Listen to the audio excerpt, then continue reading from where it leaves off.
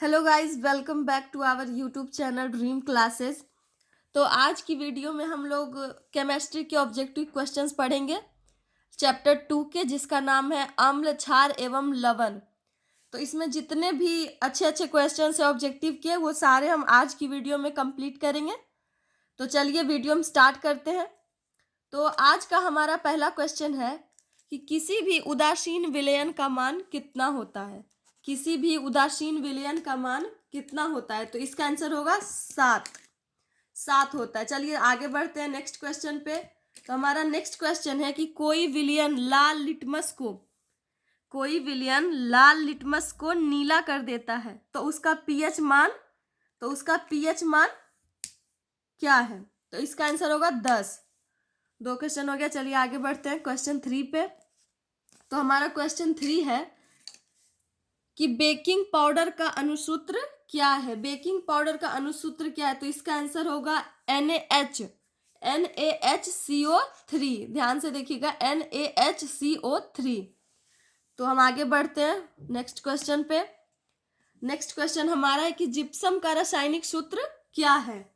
Gypsum का रासायनिक सूत्र पूछ रहा है यहाँ पे। तो इसका आंसर होगा CaSO4 इंटू 2H2O।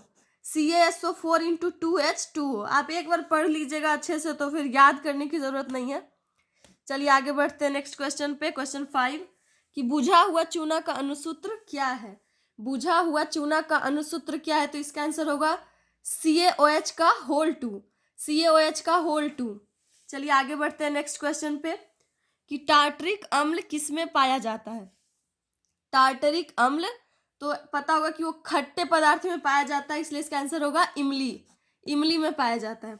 चलिए आगे बढ़ते हैं नेक्स्ट क्वेश्चन पे। क्वेश्चन 7 कि चींटी के डंक और नेटल के डंक में कौन सा अम्ल पाया जाता है? चींटी के डंक और नेटल के डंक में कौन सा अम्ल पाया जाता है? तो इसका आंसर होगा मेथनोइक अम्ल। मेथनोइक अम्ल। चलिए आगे बढ़ते हैं क्वेश्चन 8 पे कि हमारे शरीर में पीएच कितने परास के बीच कार्य करता है? कितने परास के बीच कार्य करता है? तो इसका आंसर होगा 7.0 से 7.8 के बीच कार्य करता है। चलिए आगे बढ़ते हैं क्वेश्चन नंबर 9 पे। क्वेश्चन नंबर 9 कह रहा है कि किसी लाल तप्त लोहे पर जल वाष्प प्रवाहित करने पर कौन सा यौगिक प्राप्त होगा? एक बार फिर से क्वेश्चन पढ़ रहे हैं कि किसी लाल तप्त लोहे पर जल वाष्प प्रवाहित करने पर कौन सा यौगिक प्राप्त होगा? तो इसका आंसर होगा Fe3O4। Fe3O4। तो 9 क्वेश्चन हम लोग का कंप्लीट हो गया है। चलिए आगे बढ़ते हैं नेक्स्ट क्वेश्चन पे। तो हमारा नेक्स्ट क्वेश्चन है क्वेश्चन 10। तो क्वेश्चन 10 कह रहा है कि अपच का उपचार करने के लिए निम्न में से किस औषधि का उपयोग होता है? तो इसका आंसर होगा एंटासिड। चलिए आगे बढ़ते हैं नेक्स्ट क्वेश्चन पे कि संगमरमर का रासायनिक सूत्र क्या है?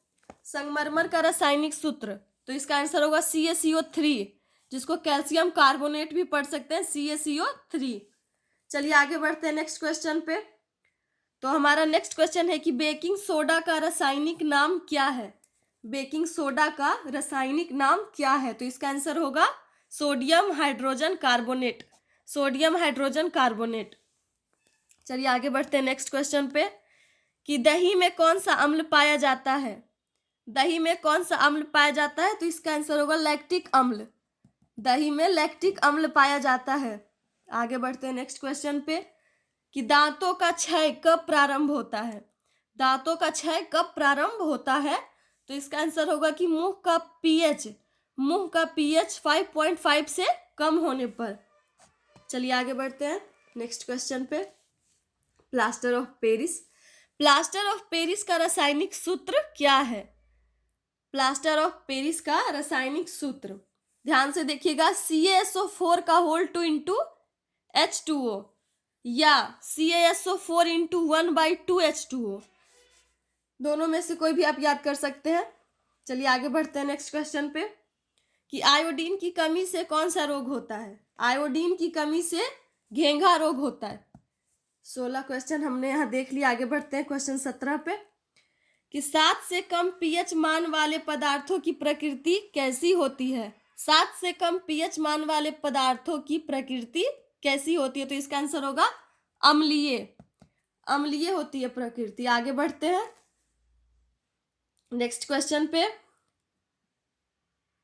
7 से अधिक पीएच मान वाले पदार्थों की प्रकृति कैसी होती है। कम वाला का तो था कि अम्लीय होता है, अब अधिक पूछ रहा है तो अधिक वाला का क्षारीय होता है। चलिए आगे बढ़ते हैं नेक्स्ट क्वेश्चन पे कि 7 पीएच मान वाले पदार्थों की प्रकृति कैसी होती है। वो कम, ये ज्यादा और ये 7 का पूछ रहा है। 7 पीएच मान वाले पदार्थों की प्रकृति उदासीन होती है। चलिए हम लोग आगे बढ़ते हैं। तो क्वेश्चन नंबर 20 है हमारा कि खाने वाला सोडा का रासायनिक नाम क्या है। खाने वाला सोडा का रासायनिक नाम क्या है, तो इसका आंसर होगा सोडियम बाइकार्बोनेट। सोडियम बाइकार्बोनेट यानी NaHCO3। NaHCO3। चलिए आगे बढ़ते हैं नेक्स्ट क्वेश्चन पे कि हैबर विधि द्वारा अमोनिया बनाने में किस गैस का प्रयोग होता है। हैबर विधि द्वारा अमोनिया बनाने में किस गैस का प्रयोग होता है, तो इसका आंसर होगा कि हाइड्रोजन गैस का। 21 क्वेश्चन हो गया। आगे बढ़ते हैं। इसमें जितने भी इंपॉर्टेंट क्वेश्चन है सारे हैं, आप एक बार वीडियो शुरू से अंत तक देख लीजिएगा, आपको सारे क्वेश्चन रिवीजन हो जाएंगे। तो चलिए आगे बढ़ते हैं कि हमारे पेट से कौन सा अम्ल, हमारे पेट से कौन सा अम्ल उत्पन्न होता है, तो इसका आंसर होगा हाइड्रोक्लोरिक अम्ल, HCl, हाइड्रोक्लोरिक अम्ल। आगे बढ़ते हैं नेक्स्ट क्वेश्चन पे कि नींबू में कौन सा अम्ल पाया जाता है। नींबू में कौन सा अम्ल पाया जाता है, तो इसका आंसर होगा सिट्रिक अम्ल, सिट्रिक अम्ल। आगे बढ़ते हैं नेक्स्ट क्वेश्चन पे कि एसिटिक अम्ल का IUPAC नाम, IUPAC नाम क्या है, तो इसका आंसर होगा एथेनोइक अम्ल। एसिटिक अम्ल का IUPAC नाम एथेनोइक अम्ल। चलिए आगे बढ़ते हैं नेक्स्ट क्वेश्चन पे।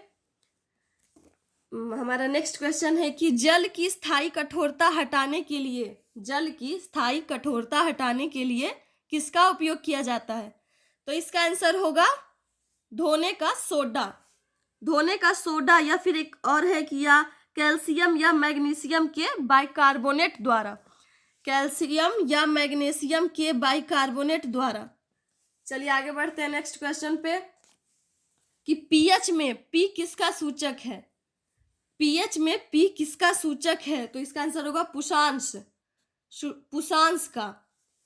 चलिए आगे बढ़ते हैं नेक्स्ट क्वेश्चन पे कि दीवारों की सफेदी करने के लिए, दीवारों की सफेदी करने के लिए किस विलयन का उपयोग किया जाता है, तो इसका आंसर होगा CaOH का होल 2 यानी कैल्शियम हाइड्रोक्साइड, कैल्शियम हाइड्रोक्साइड। आगे बढ़ते हैं।